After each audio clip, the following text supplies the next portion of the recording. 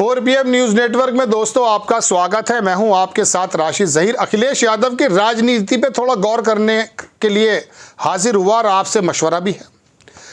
बहुत सारे टिकट, नोएडा ले लीजिए, मुरादाबाद ले लीजिए, रामपुर ले लीजिए, संभल ले लीजिए, मेरठ ले लीजिए, वहाँ टिकटों का वितरण कभी घोषित कभी अघोषित, कभी घोषित कभी अघोषित। हमने भी कहा कि ये गलत हो रहा है। जो परसेप्शन बना है इंडिया गठबंधन का वो शायद मजरू हो रहा है। मजरू कहते हैं जख्मी को, वो शायद जो है हर्ट हो रहा है। बट नहीं, राजनेता भी 4 कदम आगे की सोचते हैं, इसमें कोई दो राय नहीं है। मछली के बच्चे को तैरना नहीं सिखाया जाता, वो तैर लेता है। मुलायम सिंह का बेटा है अखिलेश यादव। हम सोच रहे, मैं खुद बता रहा हूँ अपनी बात, हम खुद बता रहे थे कि ये गलत हो रहा है।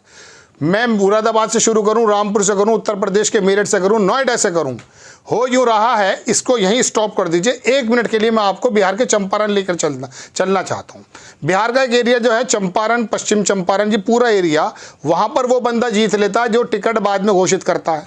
पहले पता चला लेता कि फला आदमी ने, सत्ता पक्ष ने, विपक्ष ने जो कैंडिडेट खड़ा किया है वो किस वर्ग का है, कौन से वोटों को इफेक्ट डालेगा, जो बाद में वहां पर टिकट फाइनल कर देता। मैं पश्चिम चंपारण की बात कर रहा हूं, उस पूरे रीजन की 4-5 सीटें हैं, वहां पर वो बंदा जीत जाता है। आप देख सकते हैं वजह, क्योंकि उनके पास इजीली वो कंपैरिजन कर लेते हैं वोटों के समीकरण का कि कौन से बंदे को, किस जाति के बंदे को उतारा गया। बिल्कुल यही काम अखिलेश यादव ने हमारी सोच से आगे बढ़ते हुए किया।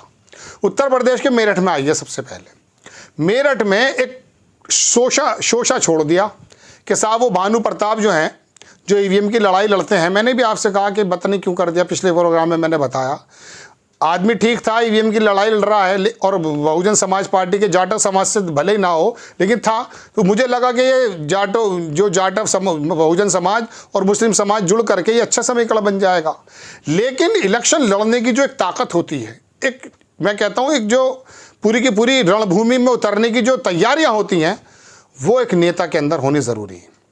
तो पहले उनका नाम छोड़ दिया और फिर बिल्कुल चुपचाप बैठ गए। बल्कि उनको आकर कहना पड़ा एक बार कि साहब मैं ही कैंडिडेट हूँ। पता ही नहीं चल रहा था आ रहे हैं नहीं आ रहे, तो नाम भी आ गया। इस बीच भारतीय जनता पार्टी ने श्री राम का जो रोल करने वाले अरुण गोविल को उतार दिया कि इनका तो ये है, हम अरुण गोविल को उतार देते, राम के नाम पर कहाँ जाएंगे।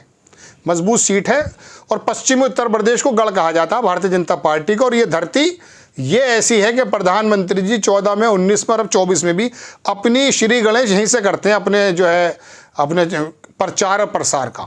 पता नहीं किसी पंडित ने बताया होगा, लेकिन गढ़ भी है ज़बरदस्त। हिंदू समाज कहूँ या भारतीय जनता पार्टी का वोट कहूँ या हिंदुत्ववादी संगठनों का जोर कहूँ, बड़ा ज़बरदस्त है इस क्षेत्र में पूरे में। तो वहाँ पर उन्होंने अपना कैंडिडेट उतार दिया। अखिलेश ने कैंडिडेट बदल दिया और कैंडिडेट एक ऐसा व्यक्ति उतार दिया, अतुल प्रधान नाम का। मैं उसके पैरों को देखना चाहता हूँ। मैंने उससे ज़्यादा भागता हुआ नेता नहीं देखा, मैं सही बता रहा हूँ आपको। मैं फेसबुक पे हूँ, कभी कभी देखता हूँ, आज ग्वालियर हैं, अभी झांसी है, अभी गुजरों का सम्मेलन, अरे भाई अभी ट्रेन में दिखाई दे रहे हैं, लखनऊ जा रहे हैं। इतना, और आम जन की बातों को उठाने वाला व्यक्ति, कमाल। अभी उत्तर प्रदेश के मेरठ में मेडिकल जो कॉलेजेस हैं, खाल तो उतारते ही, आपको मालूम है। डॉक्टर का मतलब डाकू अगर कह दें तो कोई दिक्कत नहीं है। ये ऐसा काम कर रहे हैं। तो वहाँ पर गरीब लोगों से जो उत्पीड़न हो रहा था, वो आदमी आमरण अनशन पर बैठ गया, भूखा बैठ गया। दिल्ली के एक पत्रकार मेरे दोस्त हैं, यूट्यूब पे बहुत बड़ा चैनल है, वो बोले यार राशिद जी ऐसे बात है। मैंने आप तक भी गूंज पहुँच गए, कह रहे हैं हाँ। मैंने कहा आ जाइए। तो उन्होंने इंटरव्यू भी किया। बहरहाल एक लंबी ना बात करके, गुर्जर समाज से ताल्लुक़ रखते हैं। अवतार सिंह बढ़ाना उत्तर प्रदेश में मेरठ में आए। 17 दिन पहले गुर्जर, मुस्लिम और अपनी जो कांग्रेस का वोट था, जबकि कांग्रेस की कोई ज़मीन नहीं थी, 30-35 सालों से ज़मीन नहीं, उस आदमी ने आकर के वहाँ पर इलेक्शन जीत लिया। उससे थोड़ा इलेक्शन पहले चले जाइए, समाजवादी के थे जगवीर सिंह गुर्जर, वो भी गुर्जर बिरादरी से ताल्लुक़ रखते थे। 2,87,000 वोट आ गए उस ज़माने में उस व्यक्ति पर। तो ये जातियों का समीकरण ऐसा। और अतुल प्रधान नाम का व्यक्ति वो जुझारू है। कई इलेक्शन हारने के बाद कई जगह भारतीय जनता पार्टी के दांत खट्टे कर दिए उस शख्स ने। सर देने का इलेक्शन, वो जो बहुत तेज बोलते हैं, वो फायर ब्रांड नेता कहते हैं। वैसे तो नफरत की बात ही निकलती उनके मुंह से। संगीत सोम, ठाकुर संगीत सोम, अभी मैं देख रहा था प्रधानमंत्री जी आए थे तो उनसे जो है उनका इस्तकबाल हो रहा, तो बड़ी बेतकल्लुफी से हो रहा था। मेरे पास फोटो भी है, मैं लगा देता हूँ। तो बहरहाल उसको हरा करके वो बंदा विधानसभा पहुंचा। तो हुआ यूं है कि ये जो गुर्जर समाज का वोट है, ये है खास बात। मैं आपको कई एपिसोड में बता चुका कि ये जो वोट कटेगा उस बंदे की मेहनत से, ये भारतीय जनता पार्टी का डेंट पड़ेगा। मुस्लिम समाज तो इंडिया का गठबंधन पे है ही, और ये व्यक्ति ऐसा कि वाल्मीकि समाज और बहुजन समाज उसको भी ले लेता है। इसने भी मेयर के इलेक्शन में साबित करके दिखाया। मतलब तमाम मुस्लिम की वोट एमआईएम के बंदे को पड़ गई थी, लेकिन 1,15,000 वोट गुजर होने के नाते और तमाम जो है अपनी जुझारूपन से ये आदमी लेकर आ गया। तो उसी वक्त पता चल गया, अच्छा इलेक्शन लड़ना जानते हैं, इसमें कोई दो राय नहीं है। तो ऐसा ज़बरदस्त कैंडिडेट अखिलेश यादव ने उतारा कि अब ये 2 लाख वोट, अगर मिसाल के तौर पे गुजर सही, चूंकि गुजर वोट काफ़ी ज़्यादा हैं, हालांकि वो थोड़ा ममाने में चले गए पिछले उसमें, लेकिन फिर भी बहुत वोट बाकी है यहाँ। वो वोट ले लेते हैं, वाल्मीकि के ले लेते हैं, और तमाम जो है जाटा समाज के ले लेते हैं, मुस्लिम समाज के ले लेते हैं, और सामाजिक व्यक्ति है तो उसके अंदर जाटों की वोट भी मिल सकती है, कुछ उनके ताल्लुकात होंगे, हमें तो ज़्यादा ताल्लुक नहीं है हमारा। तो बहरहाल एक मजबूत कैंडिडेट फाइटिंग में आ गया, और इलेक्शन लड़ने का तरीका तो अखिलेश यादव की मुझे इस रणनीति पे वाकई लगा कि आपको बताना चाहिए। ऐसे ही अब आ जाइए आप जनाब मन मुरादाबाद। मैंने बहुत पहले प्रोग्राम कहा था अपने ही प्लेटफॉर्म पे 4 PM पर कि किसी मुसलमान को टिकट ना दें। MIM वाले वकील साहब चीख रहे हैं, अरे साहब मुसलमानों के साथ धोखा हो गया। अरे बात सुनो, मुसलमान का वोट तो दीवार से लगा हुआ है, जो भी भारतीय जनता पार्टी को हराएगा उसे दे देगा बेचारा, उसकी तो बात ही छोड़ दो। मुरादाबाद के अंदर रुचि वीरा नाम की जो महिला आई हैं, वो 1,50,000 1.5 लाख वोट काट लेंगी हिंदू समाज का, भाई भारतीय जनता पार्टी समाज का।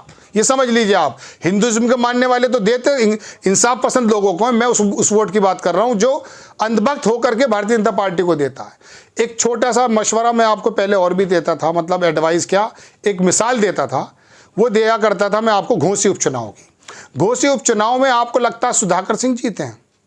नहीं। आपको लगता है भारतीय जनता पार्टी का बंदों को हरा दिया उसने? नहीं। आपको लगता है अखिलेश यादव की पार्टी से बंदा जीत गया? नहीं। वो बंदा भारतीय जनता पार्टी के 40,000 छतियों की वोट काट करके जब आया है तो मुस्लिम और दलित तो मिल ही गया था उसको।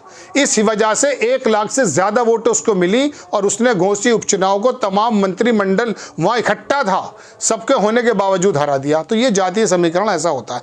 ऐसे नोएडा में हुआ है। तो ये अखिलेश यादव ने जो काम किया है, इसका मतलब यह है कि भारतीय जनता पार्टी को सीरियसली हराने का जो काम किया ना, 1500 मैं देख रहा था जब तक 31 लोगों की आई थी, अब तक मेरे ख्याल से 46 लोगों को बांट चुके हैं वो टिकट।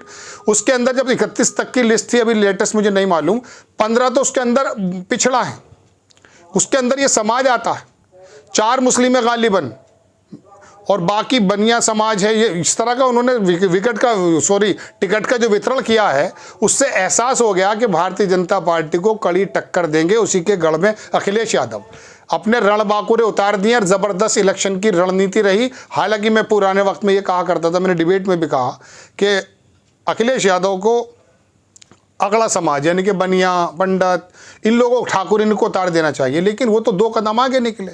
उन्होंने 50% जो वोट भारतीय जनता पार्टी का है उसके अंदर पिछड़ा, अति पिछड़ा और स्वर्ण समाज ये है। जाटव नहीं जाता, मुस्लिम नहीं जाता। उसने अखिलेश यादव ने उसका 50% जो अति पिछड़ा और पिछड़ा वोट है उसी पर चोट मारने का काम किया है। आपको खबर कैसी लगी अपनी राय कमेंट्स बॉक्स में ज़रूर दीजिए। चैनल को सब्सक्राइब कीजिए, शेयर कीजिए।